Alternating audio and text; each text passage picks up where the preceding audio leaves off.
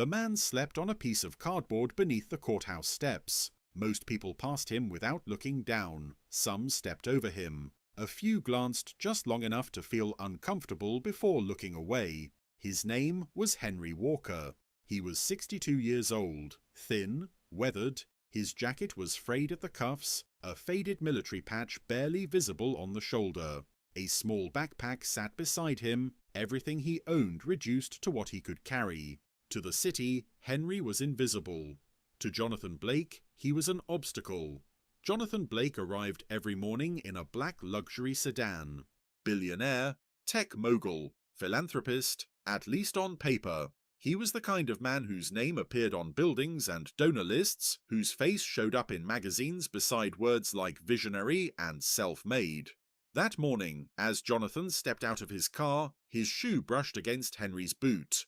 Jonathan stopped sharply. He looked down, irritation flashing across his face. "Unbelievable," he muttered.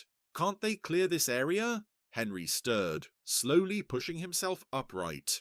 His movements were stiff, practiced, the kind of stiffness that came from old injuries, not age alone. "Sorry, sir," Henry said quietly.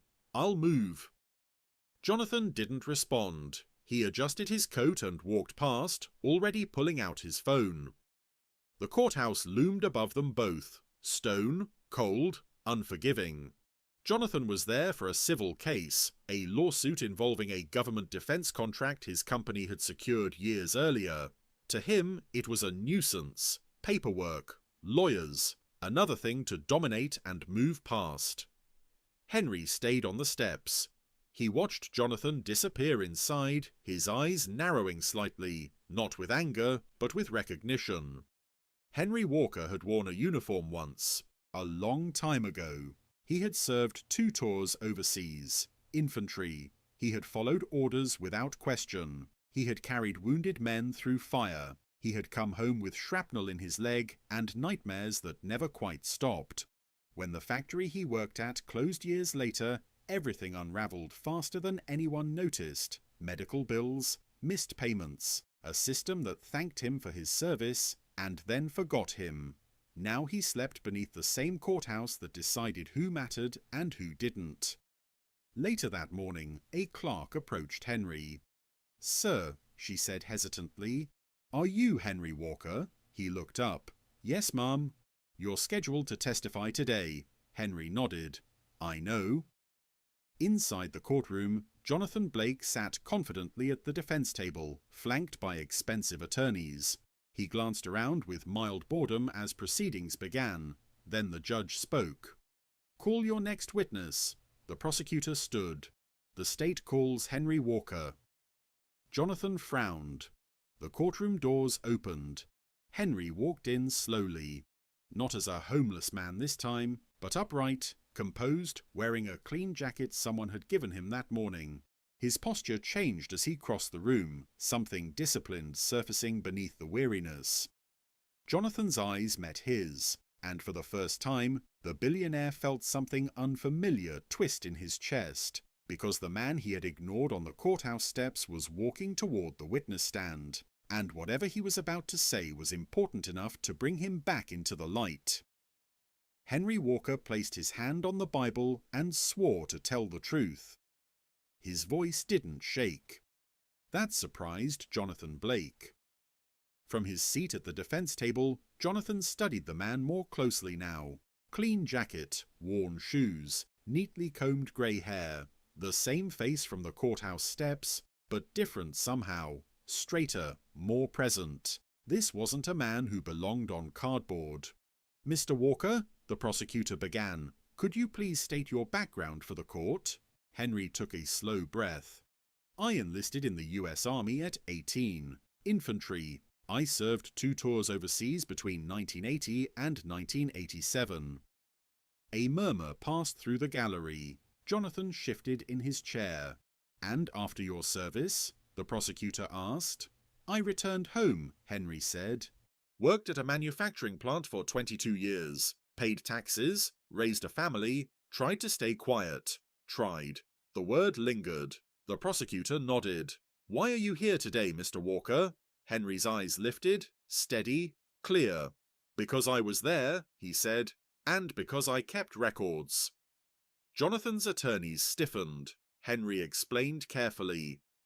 Years earlier, when Jonathan Blake's company had secured a massive defense contract, Henry had been employed as a night security supervisor at one of the subcontracted facilities. He wasn't an executive. He wasn't a decision maker.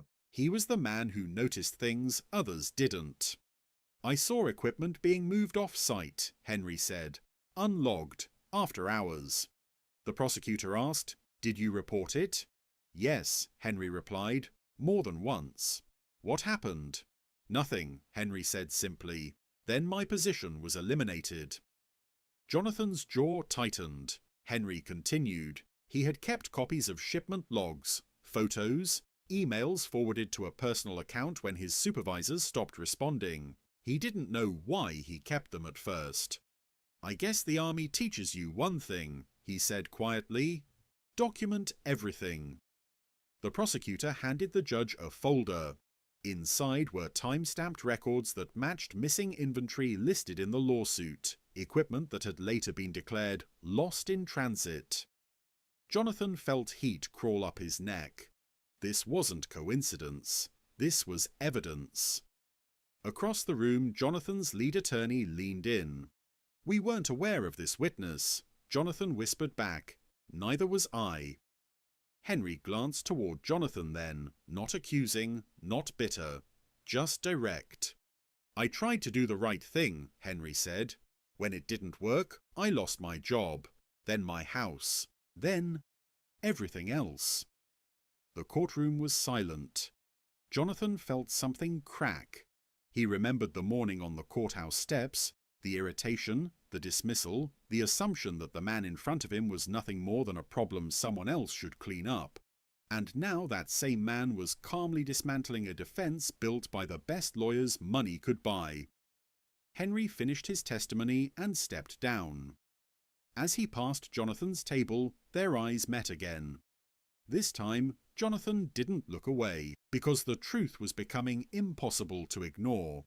The homeless veteran he had stepped over wasn't a footnote in the case. He was the foundation. And by the time this trial ended, Jonathan Blake knew his life and his reputation would never look the same again. The courtroom felt heavier after Henry Walker stepped down. No one spoke, no papers rustled. Even the judge seemed to pause longer than usual before continuing. Jonathan Blake sat motionless, staring at the table in front of him as if the polished wood might offer answers. For the first time in his career, his legal team looked uncertain. Their confidence, usually sharp and rehearsed, had dulled. "Your Honor," the prosecutor said calmly, "the state moves to enter Mr. Walker's documents into evidence." Jonathan's attorney stood quickly. "Objection. These materials were obtained without—" "Overruled," the judge said firmly. "The chain of custody is clear." The words landed like a verdict preview. Jonathan's chest tightened. As more evidence was presented, the picture became unavoidable. The missing equipment, the altered logs, the internal emails that suggested awareness, not ignorance. Jonathan had never signed off directly, but his company had benefited, profited, and he had never asked enough questions. During a recess, Jonathan stood near the window in the private consultation room, looking out over the city he thought he understood. His attorney spoke quickly behind him, proposing strategies, settlements, denials. Jonathan didn't respond. All he could see was the courthouse steps, Henry's blanket, the cardboard, the irritation he had felt. "How much?" Jonathan finally asked. The attorney hesitated. "How much? What? How much would it take to make this go away?" The attorney looked uncomfortable. "This isn't about money anymore." Jonathan closed his eyes. Back in the courtroom, the defense rested earlier than expected. That alone sent a ripple through the gallery. When closing statements ended, the judge addressed the room. "This court will recess briefly before rendering a decision," he said. Jonathan stood as required, his movements slower now, heavier. As he turned, he saw Henry seated quietly in the back row, hands folded, eyes lowered. Not watching him. Waiting. When the court reconvened, the judge spoke plainly. The evidence presented indicates not only negligence, but a failure of ethical responsibility at the highest levels. Jonathan felt every word. This court finds the defendant liable. The sound that followed wasn't loud. It was final. Jonathan didn't argue, didn't react. He stood there, stripped of something more important than money: illusion. As the courtroom began to empty, Jonathan did something no one expected. He turned and walked toward Henry. Henry looked up, surprised. Jonathan stopped in front of him. For a moment, the billionaire, the man who had never bowed to anyone, seemed unsure what to do. Then, slowly, deliberately, Jonathan straightened his posture and raised his hand. He saluted, a clean, respectful military salute. The room froze. "I should have seen you," Jonathan said quietly. Long before today, Henry stood as well, instinctively returning the salute. "I didn't testify for recognition," Henry replied. "I testified because it was right." Jonathan nodded, his voice low. "So did you." People watched in silence as the two men stood there, one who had everything, one who had lost almost all, connected by a truth neither could escape anymore. Because in that courtroom, Jonathan Blake finally understood. Honor doesn't live in boardrooms. It doesn't sleep in penthouses. Sometimes it sleeps on cardboard, right beneath your feet. The courthouse emptied slowly that afternoon. Reporters gathered outside, voices overlapping, cameras flashing as Jonathan Blake stepped through the doors. Questions flew at him about accountability, ethics, responsibility. For the first time in his public life, Jonathan didn't control the narrative. He didn't try to. Inside the building, Henry Walker remained seated for a long moment after everyone else had left. His hands rested on his knees, fingers still, breathing steady. He wasn't celebrating. He wasn't relieved. He was finished. A court officer approached him gently. "Sir, do you need assistance getting somewhere?" Henry nodded. "Just outside." When Henry stepped onto the courthouse steps, the same place where he had slept so many nights, the sunlight felt different. Warmer, lighter, as if something heavy had finally been set down. Jonathan was waiting, not with lawyers, not with cameras, alone. "I owe you more than an apology," Jonathan said quietly. Henry studied him. "Apologies don't rebuild years." "I know," Jonathan replied, "but actions can." Within weeks, Jonathan Blake made decisions that shocked both Wall Street and Silicon Valley. He didn't deny the ruling. He didn't bury it in legal delays. He complied, fully. A significant portion of his wealth was redirected into a transparent fund for veterans who had lost housing due to medical debt and job displacement. Not a foundation with his name carved into stone, but one overseen by independent veterans organizations. Henry Walker was offered a position on its advisory board. He accepted, not as a symbol, but as a voice. Jonathan also publicly acknowledged the whistleblowers his company had ignored, issuing written apologies to every employee affected. Executives involved in suppressing reports were removed, policies were rewritten, not for press, but for protection. Months later, Henry moved into a small apartment. Nothing luxurious, just clean, quiet, safe. On the wall hung a folded American flag, the one he had carried through 2 wars and almost forgotten how to honor himself. One afternoon, Jonathan visited the Veterans Center funded by the program. He didn't announce himself. He didn't speak. He listened. Henry noticed him standing in the back. "You're learning," Henry said later. Jonathan nodded. "Late. Better than never," Henry replied.